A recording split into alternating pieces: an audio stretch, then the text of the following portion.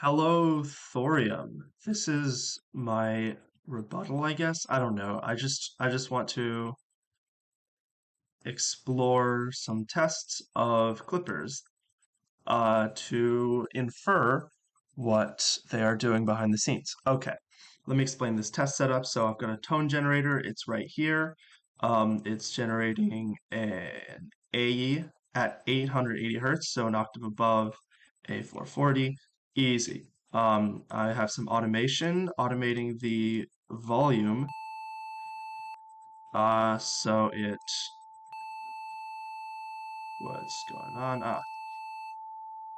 It ends at 0 dB. As you can see, that's peaking at 0 dB. Um, Great, it's a tone generator. It sweeps through the volume range. Uh, I have this gain here, which is followed by an inverse gain stage on this side. So these two basically act as a threshold control, so we can easily test different gain ranges on these nonlinear plugins. Okay, you know what an oscilloscope is, you know what a frequency analyzer is, you know what a loudness analyzer is. This is just going to show loudness over time so we can get a sense of the transfer curve. You know, the softness of the knee, where the threshold is, etc. Easy. Okay, we're going to start out with the simplest one, free clip. We can kind of get a sense of what this is by by the visual that it shows. It shows this red line, which is the transfer curve. So we can assume this is a pretty simple transfer curve, transfer function, which just takes the input and multiplies it by a function to get the output. Simple type of distortion. It takes up like no CPU. If I disable everything else, this is taking up 0.8%, 0.10%. That's a lot of CPU, but you know what? We'll deal with it. I don't know how well it's coded, but it's a clipper. It clips. Let's see what it does.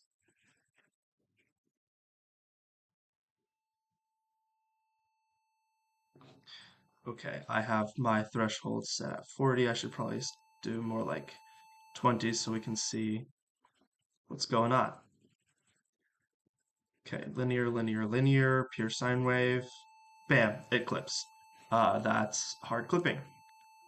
If we change to a soft clipping type, then we can see linear, linear, linear, linear, and then around the clipping threshold, it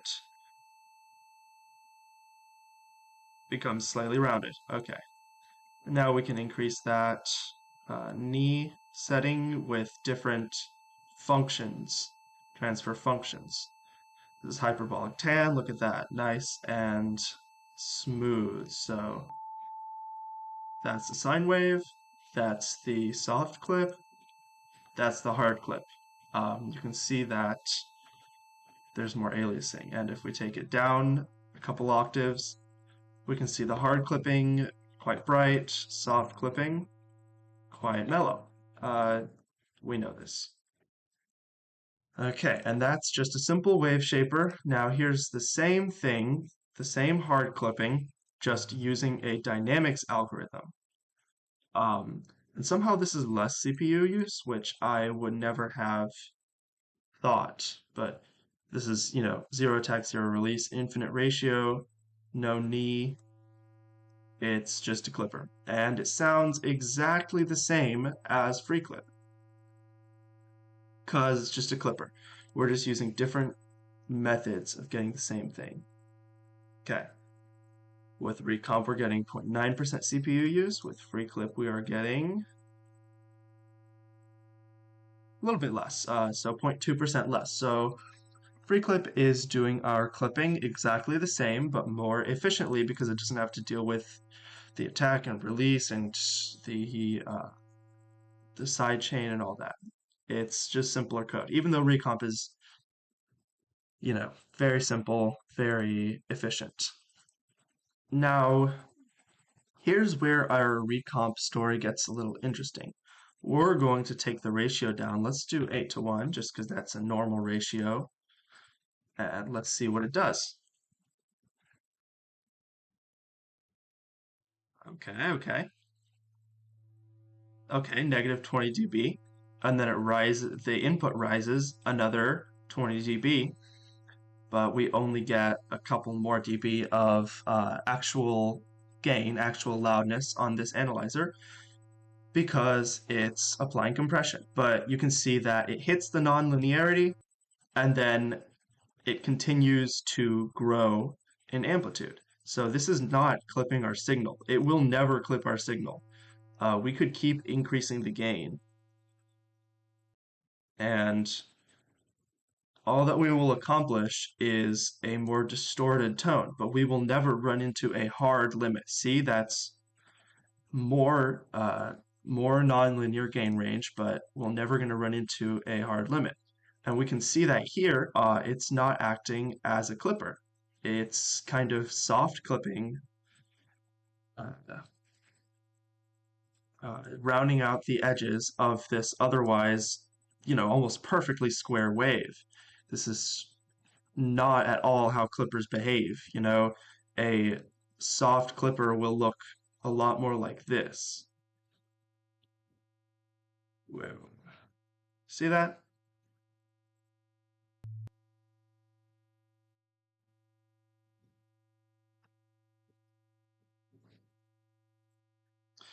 Pretty similar, but the soft clipper has a hard limit to the gain versus recomp, where it'll kind of keep curving upward and upward. Okay, so recomp can act as a clipper, or it can act as distortion with the attack at 0 and the release at 0, and that depends on the ratio. But if the ratio isn't infinity, it cannot clip the signal. Great, we got that out of the way. Um, Now let's look at clip only 2, which is just a safety clipper. It's just supposed to act as a clipper. Let's see what this is doing. Hello? Okay.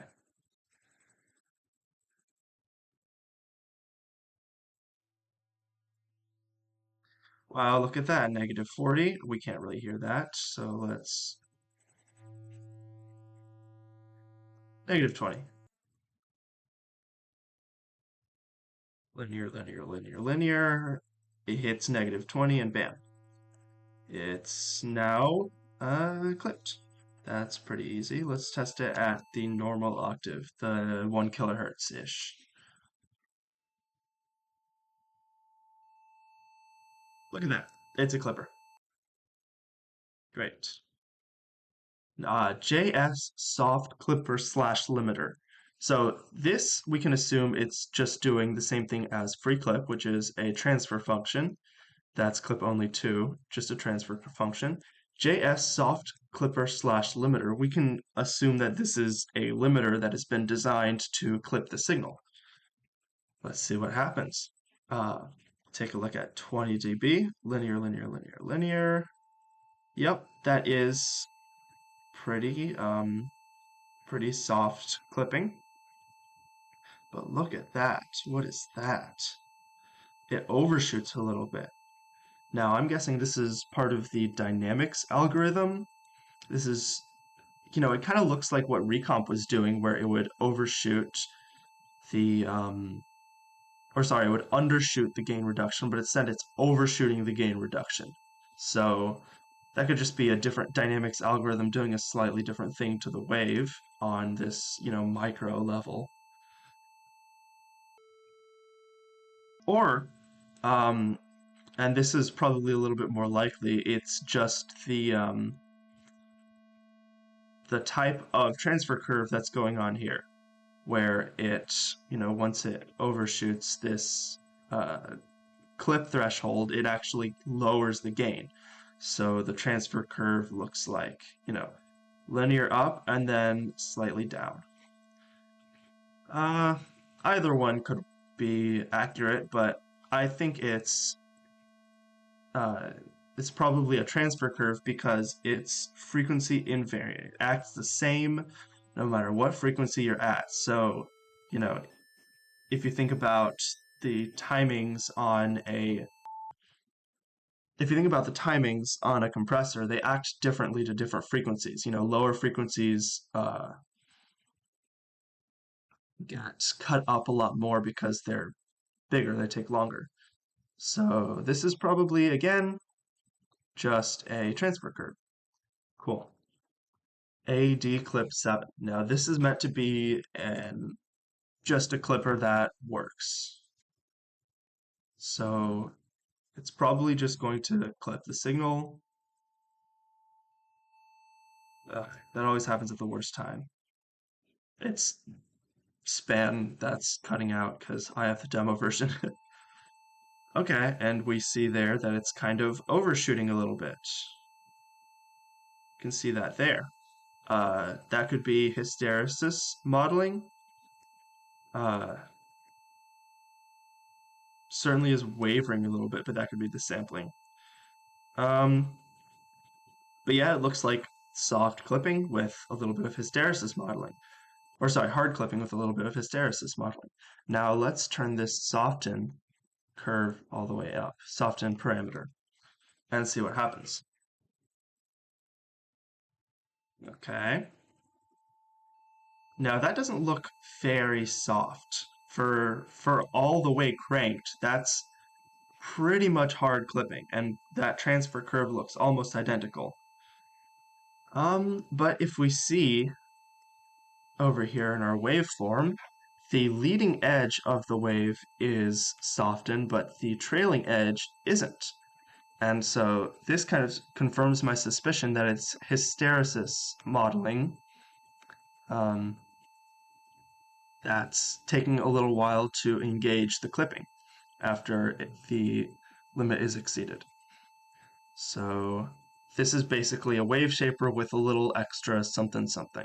We can see we can change between hard clipping and that trailing edge being softened a little bit. Not much difference in sound here at that high octave, but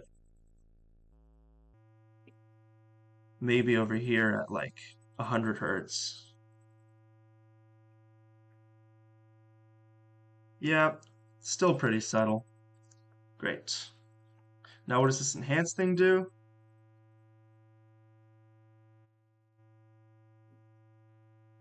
A little bit. Something that I don't know really at that low frequency.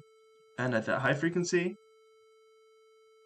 like almost nothing, no difference. So this enhanced thing is a low frequency something or other. We're not going to try to figure out what that is because it just sounds good on low frequencies. That's all I know. Okay, Distox. Now this is supposed to be like a tube. And some of these, the op amps work a little bit more like digital hard clipping, but these tube settings definitely are a softer setting. But they still do clip, they still do exhibit a hard limit. So let's try the first op amp setting. Oh, we gotta turn it on. Haha.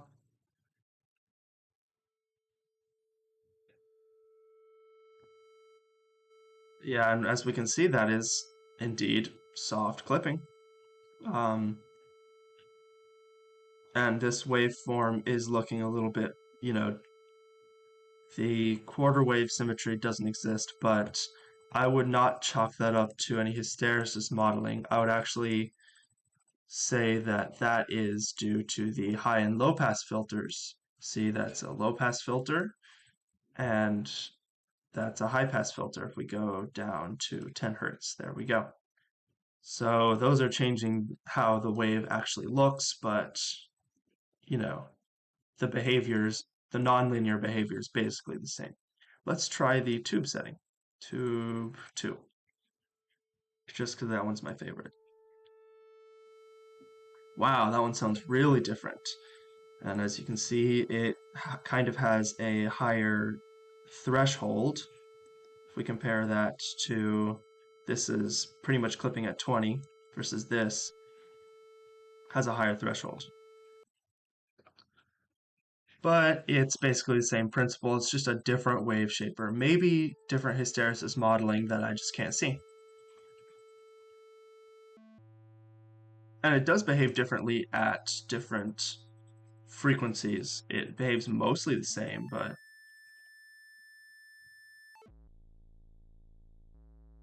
slightly different. So probably some dynamics going on, probably some hysteresis. So yeah, that's just a wave shaper with some hysteresis modeling. Now let's look at Brit Pre. Brit Pre is the most complicated plugin we have out of all of these. So we're going from simplest to most complicated, clearly. This is supposed to emulate a Neve console, so it's got multiple nonlinearities. So we can expect really complicated behavior out of this, and maybe some hysteresis modeling, but mostly what we can expect is multiple wave shapers in series, I would think. So let's see. Oh, okay. Let's get our octave to 0 or 1. Why not? It doesn't matter. We're just testing. And let's see a little bit more of that gain range. Let's go to 30 decibels. Okay, we're going to sweep up to plus 30 decibels in this box's gain range. And we've got the mic preamp mode on. So we can see we've got like this nonlinearity here, and then we've got this thing here. So we've got like three distinct stages, kind of. Um, and we can kind of see that if we take a look at our oscilloscope. Whoops. So let's get purest gain over here. We turn it down to, okay, so this is mostly linear. It's just a subtle nonlinearity, subtle saturation that's at -30. And we turn it up to 0, and we get something akin to clipping. It's doing it slightly differently on the different sides of the wave, so slightly asymmetrical. Here we get some weird stuff going on, so we've probably got, this overshoot could be due to hysteresis, or it could be due to a second nonlinearity. So this first one wasn't really clipping, but it was just clipping a certain gain range, and then once it gets exceeded, it's kind of like a gain reduction limit. So we've got that, which is the second stage, and finally that, which, looks like clipping. It kind of overshoots a little bit, so again, that could be hysteresis. And if we check out the line mode on the console, does a similar thing. It's mostly linear here. We get to 0 dB and it starts clipping only the bottom of the wave, so very sweet sounding. But that's, pretty gnarly of a shape. That's probably a wave shaper. And then we get the hard limit kind of going on, but again, it overshoots here and here.